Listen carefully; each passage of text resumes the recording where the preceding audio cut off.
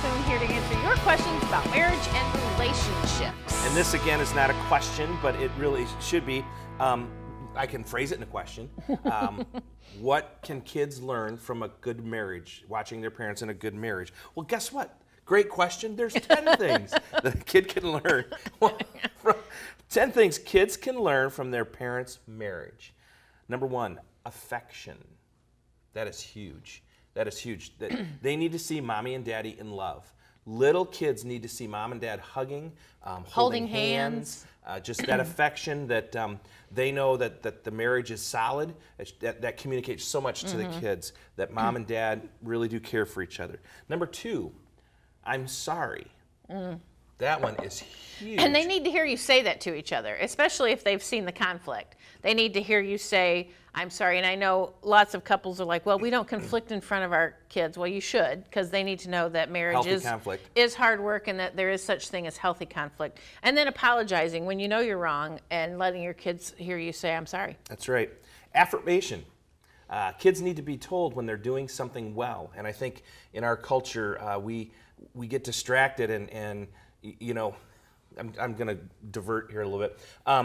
A neighbor of ours has a pool, and one moved out and a new family just moved in. And we'll sit on our back porch at night while we're reading or sipping some iced tea, and all we hear is, Mommy, watch this, Mommy, watch this, Mommy, watch this. And as a neighbor, while it's annoying, it really is refreshing to know that that's what kids want. They want your affirmation. You know, I'm jumping in the pool. It's all I'm doing, but watch how I do it. I think the other side of that, too, is also letting your kids hear you affirm each other in front of them. Yes. Attraction. Your kids need to see that you're attracted to each other by me saying, wow, you look great in that blouse, or boy, you look handsome today, those kind of things.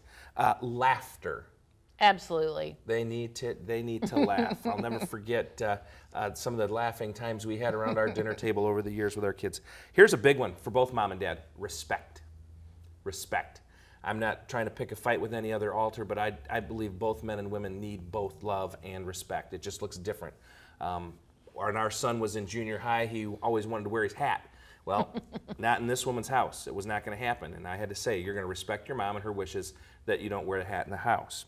Okay, here we go. Faith conversations. That is huge. That is huge. And, you know, it is, you know, especially if you're involved in a church, simply asking your kids after church, so what did you do in children's church or Sunday school or whatever format your church, you know, goes by? Just asking them what did you do? And then what did you learn? What's one thing that you learned today about God or whatever? I think those are, especially when they're young, they love to tell you those things. And, you know, and sometimes you have and maybe, you know, if they drew a picture or whatever, making sure that sticks on the refrigerator for the week because it's a good reminder.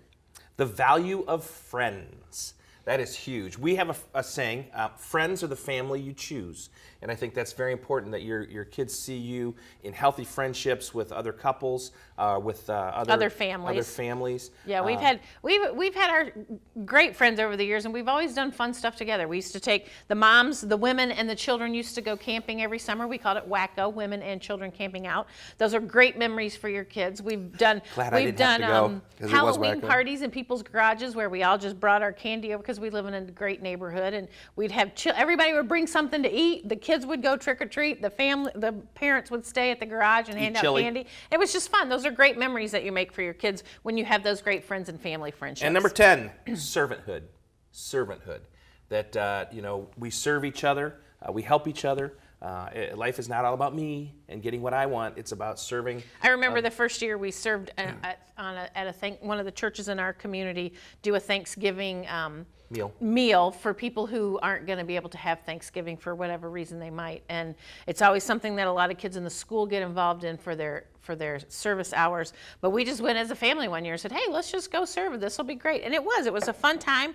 The kids were involved in different ways. We were involved in different ways, whether it was serving or scooping up the food or peeling the potatoes. But it was a fun way to serve together as a family. I think those are important learning experiences. Right, and servanthood is important because, you know, whether you're serving in your community, serving in your church, serving with the school, or, you know, any kind of servanthood really models a behavior that again says it's not all about me. Well, there are 10 things kids can learn. I'll read down real quick. Affection, affirmation, attraction, laughter, respect, faith conversations, friends, and servanthood. And as we're moving into the holiday season, I think it's important to remember that your actions together as individuals and as husband and wife are going to communicate that, especially as we move into the holidays and you have lots of family gatherings and activities and stuff like that, remembering what you're communicating to your kids. Yes. Hey, we are Jay and Laura. Thanks for tuning in. Send your questions to us about marriage and relationships at our Facebook page or our website. We will see you next week.